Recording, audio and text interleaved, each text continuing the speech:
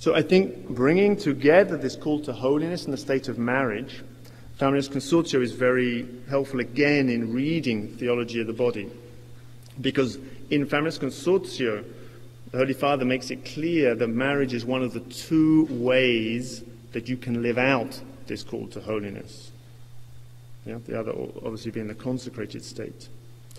And I think another important statement in Familias Consortio is this statement that, I'll read it to you. The sacrament of marriage, it says, is the specific source and original means of sanctification for married couples.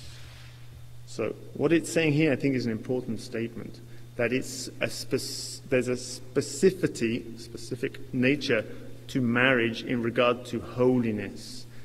Marriage isn't simply a milieu, a kind of context, that you could get holy in if you do the right things. Its form, its whole way that God created it, orders you towards being holy, if you live it rightly, of course. So it's not like a job. In a job where you serve others, that's a certain milieu in which you exist, and you can use that for sure to get holy. But the whole form of marriage is orientating towards that. So, what can we say about that? Well, I think there's an important consequence of that. Now, if marriage is a specific path to holiness, then what is specific about marriage must be part of how you get holy if you're married.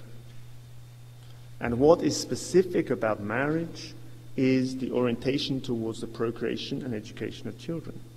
So immediately brought into the picture is the question of conjugal morality in regard to sanctification. I think there's clearly a movement in the Church which would like to promote marriage higher, and in a way feels that it has played a kind of second fiddle to the consecrated state, but it doesn't want the Church to say anything about conjugal morality.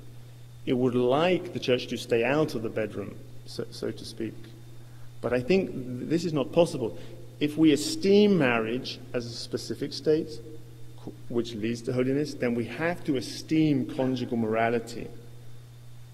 And the theology of the body, therefore, is a clear statement of the esteem that the Holy Father has for marriage and, therefore, for conjugal morality.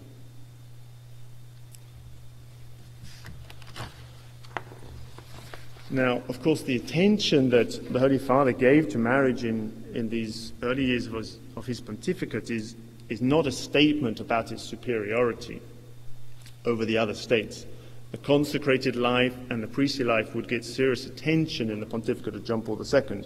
They were both the subjects of subsequent synods of bishops and also apostolic exaltations, Vita Consecrata and Pastoris Barbo Vobis.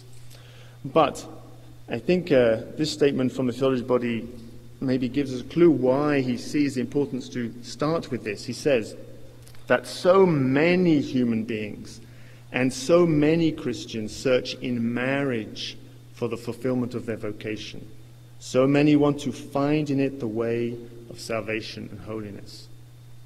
The majority of the faithful, if they are going to find holiness, will find it in marriage. And I think he was very clear of that principle, and therefore gave a certain dominance to it in the early pontificate. Okay, let's move on to the question of anthropology.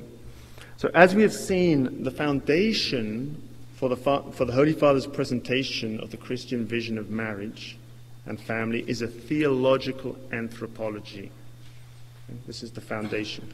This theological anthropology is the vision of man through the eyes of God. It's looking at man through the eyes of God. It's only on the basis of that John Paul II can build what he calls the adequate anthropology, or the integral vision of man. These are two phrases we find in theology of the body. This is the substratum, the foundations on which he can make any comments about marriage, an adequate anthropology. Yeah, indeed. Again, Familias Consortio points, in that document, he points to the particular importance of anthropology. he says that the difference between the church's teaching on conjugal morality and the view that holds sway in the world, and obviously there's a clear difference, ultimately reveals, I quote, two irreconcilable concepts of the human person. I think that's a really key quote from Francis Consortio. Underlying the different attitude of the church and the world on sexual mores is ultimately a different concept of the human person. So for John Paul II, more is at stake in the question of conjugal morality than the rightness or wrongness of certain devices or chemicals. What is up for grabs is the truth about the human person. That's why this issue in his pontificate gets such a lot of attention, not because he's obsessed with that particular issue, but because in there exists this question of what it means to be a man. So, the theology of the body is one of John Paul II's responses to the question about what it means to be a man or a woman. So, who is man, and in what does his destiny consist? These are perhaps the two fundamental questions of anthropology. Now, of course, the articulation of an adequate anthropology, forming an adequate anthropology, has implications that go far beyond conjugal morality. We can say something about conjugal morality in the light of them, but actually what it means to be a man is the basis of all ethical questions. How you treat somebody and how you build society and what you think is licit for somebody to do will all depend on what you think a man is. So, for example, if you think that a man is just an animal, if that's your anthropology, then you will almost certainly think that lifelong monogamy is unnatural, because animals, for the most part, are not monogamous. If you think that autonomy is the highest goal for a human being, then you will likely think that abortion is okay. If you think that man is just a body and has no transcendent end, then you will think that consumerism or Marxism are good ways to structure society. So we see that this question of anthropology is absolutely key for all the questions of ethics and political ethics and the structure of society. Now, the answer that the Holy Father fundamentally gives to the question about man is the perennial, is the age-old answer of the Church. But of course, in his own way, he gives it new freshness and, in a way, a new depth. The answer he gives is that man is created in the image of God, a theological anthropology. He says that this truth constitutes the deepest theological aspect of all that can be said about man. It is the source of all his dignity. In Memory and Identity, he points out that the loss of the consciousness of this fact, that man is created in the image of God, is behind all the tyrannical movements of the 20th century, because they reduce man to simply the level of an animal. So in that century, this idea that man could emancipate himself from God and by that gain his dignity actually led to completely the opposite. He emancipated himself from God and he lost his dignity, and therefore he became just like any animal, and therefore people were happy to do all sorts of outrageous things to each other. For John Paul II, marriage as a state of life flows ultimately from this reality, that man is created in the image of God, as do the norms of conjugal morality which the Church proposes and its opposition to contraception. Why? Because as the Father, God the Father, wholly gives himself to the Son in loving communion, husbands and wives, made in the image of God, are called to make total gifts of themselves to each other. In a way, the logic is compelling but simple. Now, in expounding that view of the image of God, it's important to note that the Holy Father embraces, vigorously supports, and in a way develops the traditional understanding of this doctrine of the Imago Dei, man created in the image of God. He embraces a theological development of the last century where the image of God includes the communion, the potential for communion, and the communion that can exist between two people. The more traditional doctrine, the image is in the rational capacities of a man. He doesn't reject that. That is the foundation on which he accepts something we see in the council and preceding the council, that the image of God now also can be understood in regard to communion between people, because God is a communion of persons. Okay. Let's now move then to the question of the body. Granted then that John Paul II wanted to build an anthropology so that he could bring to light God's vision for marriage and family, the question remains, why does this anthropology give such a prominent place to the body? Why does he call this anthropology a theology of the body and not a theology of the human being or the human person? Well, the simple answer is that the particular focus of the theology of the body is on conjugal morality, is on sexual intercourse, and of course sexual intercourse has something to do with the body. But this is undoubtedly true, but I think to fully appreciate this focus on the body, we must see that the theology of the body sets itself in opposition to another anthropology, a dominating anthropology and an erroneous anthropology, according to which it's the body which is viewed in a radically different way from how it should be viewed. This anthropology, the erroneous one, is inherited from the Enlightenment and from the scientific project which accompanied the Enlightenment.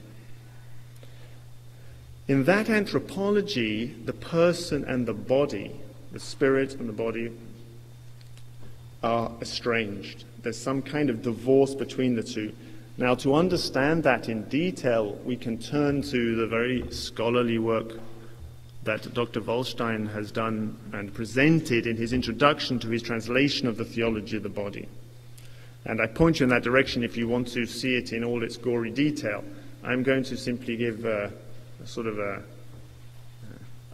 very cut down bird's eye view of that presentation that he makes in great detail, covering maybe 50 or so pages. Yeah, there in that introduction, he convincingly lays out the evolution of this philosophy of the body, we might say, from Francis Bacon through to the modern age and its implications on the way we think about sexual morality. Francis Bacon, he explains, sought fundamentally power over nature and created things. He didn't think the created things had any intrinsic meaning placed into them by the Creator. Now, Descartes, who followed on from Bacon in this, also developed this radical skepticism which led him to consider the body as a second-class reality. He called it extended stuff.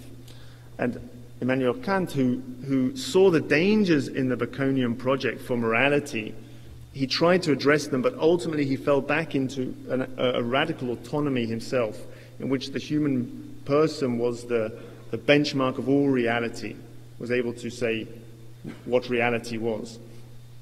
Now, when this kind of thinking became common currency, it's obviously going to have a radical effect on the way that we view the human body and then ultimately sexuality.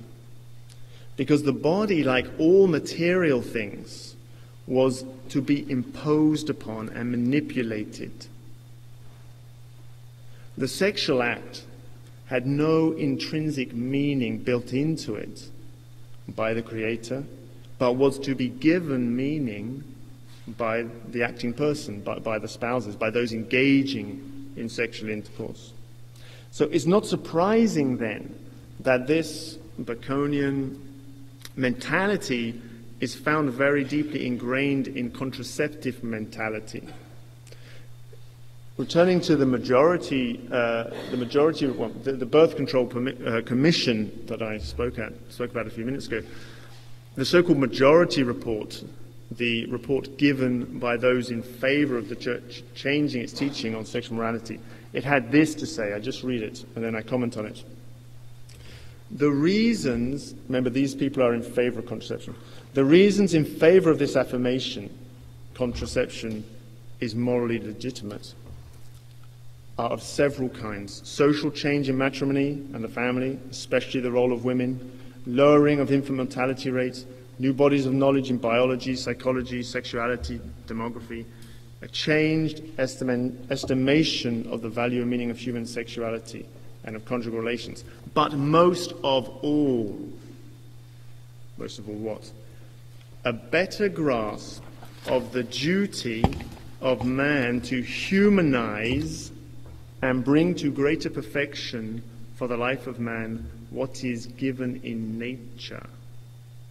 So what is going on here? Several reasons are being given in favor of contraception, but the overriding reason would be that contraception would humanize what is given by nature, namely the generative power, the power to procreate.